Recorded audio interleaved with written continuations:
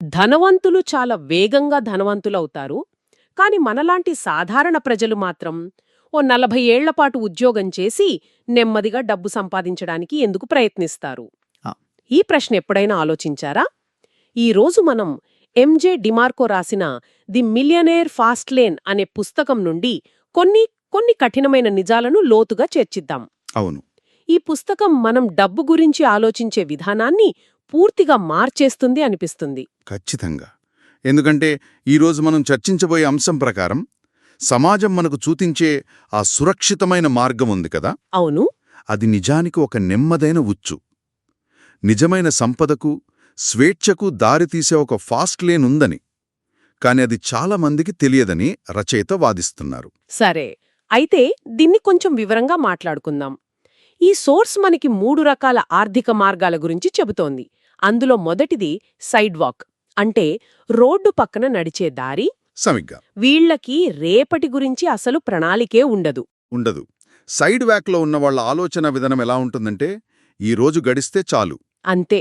జీతం రాగానే ఖర్చు పెట్టేయడం, క్రెడిట్ కార్డులు వాడేయడం, అదృష్టం కలిసి వస్తే లాటరీ తగలాలి అనుకోవడం. వాళ్ల జీవితమంతా అప్పులు, బిల్లుల చుట్టూనే తిరుగుతుందన్నమాట. చివరికి వాళ్ల దగ్గర ఏమీ మిగలదు. ఏమీ మిగలదు. ఇది చాలామందికి తెలిసిందే. కాని చాలామంది ఇరుక్కుపోయేది రెండో మార్గంలో, అదే స్లో లేన్, అంటే నెమ్మదిగా వెళ్లేదారి.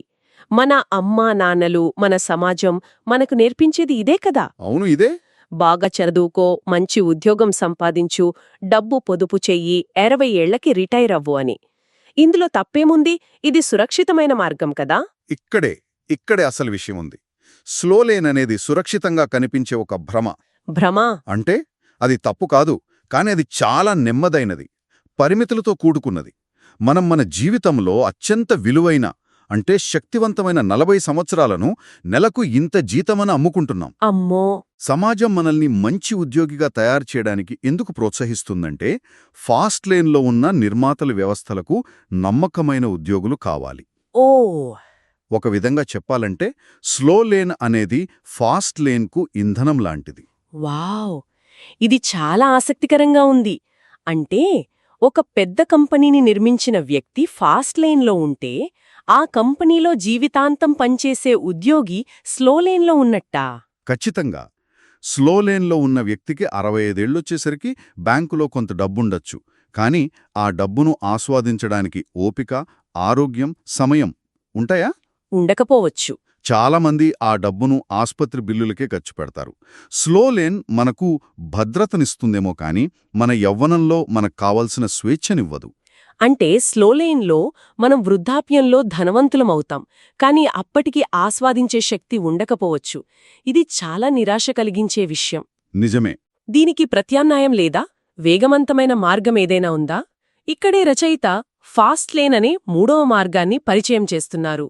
కాని ఫాస్ట్ లేన్ అనగానే ఏదో స్కామ్ లాగా అనిపిస్తుంది. అవును, త్వరగా డబ్బు సంపాదించండి అనే పథకంలాగా. అదే. నిజంగా ఇది ఆచరణ సాధ్యమేనా? ఉద్యోగం చేయకుండా డబ్బు ఎలా వస్తుంది? మంచి ప్రశ్న. చాలామందికి అలాగే అనిపిస్తుంది. ఫాస్ట్ లేన్ అంటే గెట్ రిచ్ క్విక్ కాదు, బిల్డ్ వెల్త్ క్విక్. ఓకే. ఇక్కడ రహస్యం పని చెయ్యకపోవడం కాదు, సమయానికి బదులుగా విలువనమ్మడం. సమయానికి బదులుగా విలువనమ్మడమా? అవును. దీని మూలస్తంభాలు: ఒక వ్యాపారాన్ని నిర్మించడం, లక్షలాది మందికి ఉపయోగపడే విలువను సృష్టించడం, మరియు ఆ విలువను అందించడానికి ఒక వ్యవస్థను, అంటే ఒక సిస్టమ్ను నిర్మించడం. ఓకే. సమయానికి బదులుగా విలువనమ్మడం. ఇది కొంచెం కన్ఫ్యూజింగ్గా ఉంది. దీన్ని కొంచెం విడమర్చి చెప్తారా? తప్పకుండా. మనం ఉద్యోగంలో ఉన్నప్పుడు మన సమయాన్నమ్ముతున్నాం. అవును. కానీ ఫాస్ట్ లైన్లో మీ ఆదాయం మీరు పనిచేసే గంటల మీద ఆధారపడి ఉండదు. మరి దేనిమీద ఆధారపడి ఉంటుంది? మీరు సృష్టించే విలువ మీద. ఆ విలువ ఎంతమందికి చేరుతుందనే దానిమీద ఆధారపడి ఉంటుంది. ఉదాహరణకు, మీరొక సాఫ్ట్వేర్ యాప్ తయారు చేశారనుకోండి. దాన్ని తయారు చేయడానికి మీకు 6 నెలలు పట్టొచ్చు.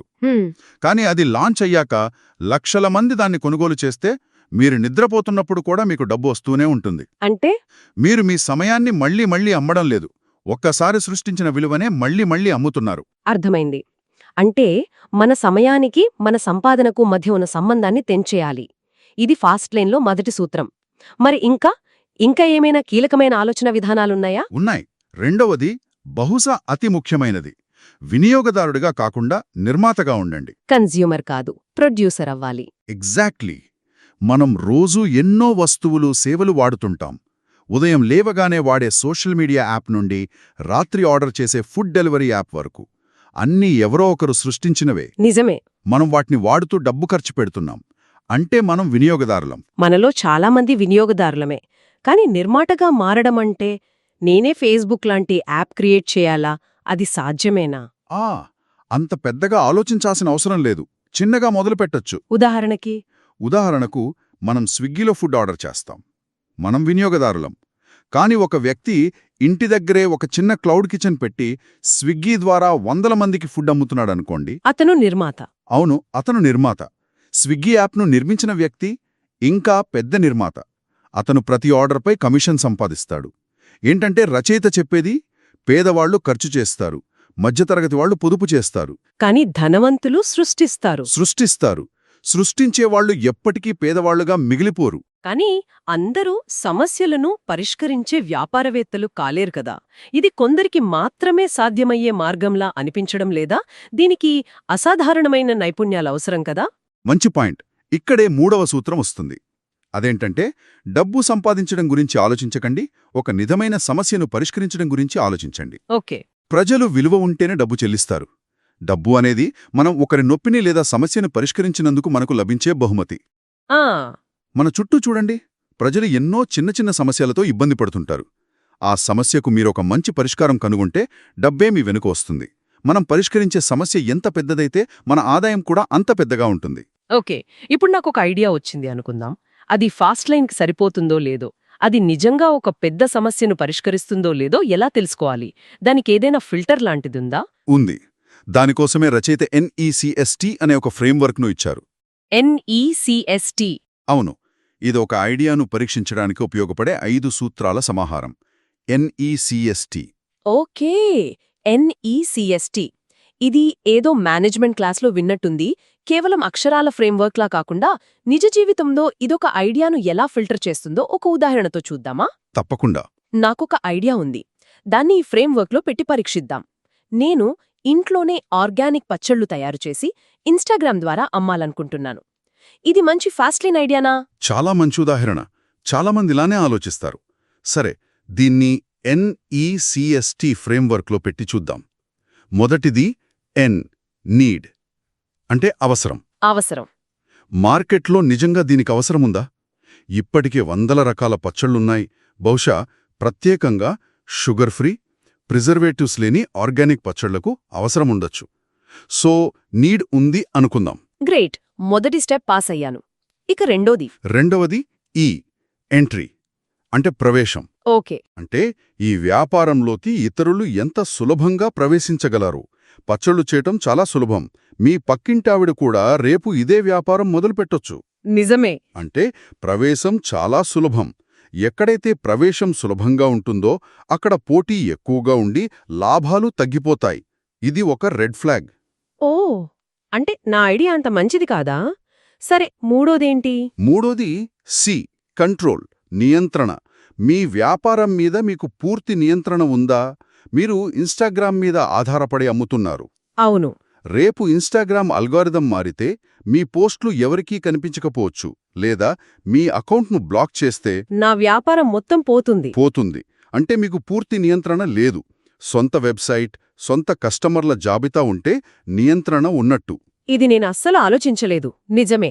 ఇక నాలుగోది చాలా ముఖ్యమైనది. స్కేల్, విస్తరణ. మీ వ్యాపారాన్ని ఎంత పెద్దదిగా విస్తరించగలరు? మీరు ఇంట్లో రోజుకు ఎన్ని పచ్చడి జాడీలు తయారు చేయగలరు? 10, 20? మీ వ్యాపారం మీ ఊరికే పరిమితం. అవును. కానీ ఆత్రేయపురం పూతరేకులు ఆన్లైన్లో అమ్మే ఒక వెబ్సైట్ను చూడండి. వాళ్ళు ఒకే రోజులో దేశవ్యాప్తంగా 1000 ఆర్డర్లు పంపగలరు. అది స్కేల్ అంటే. ఓకే, నాది చాలా చిన్న స్కేల్. చివరిది టీ అంటే ఏమిటి? చివరిది టైం, సమయం. మీ వ్యాపారం మీ సమయం మీద ఆధారపడి ఉందా? పచ్చళ్ళు మీరే చేస్తున్నారు. ఒకవేళ మీకు ఆరోగ్యం బాగులేకపోతే వ్యాపారం ఆగిపోతుంది.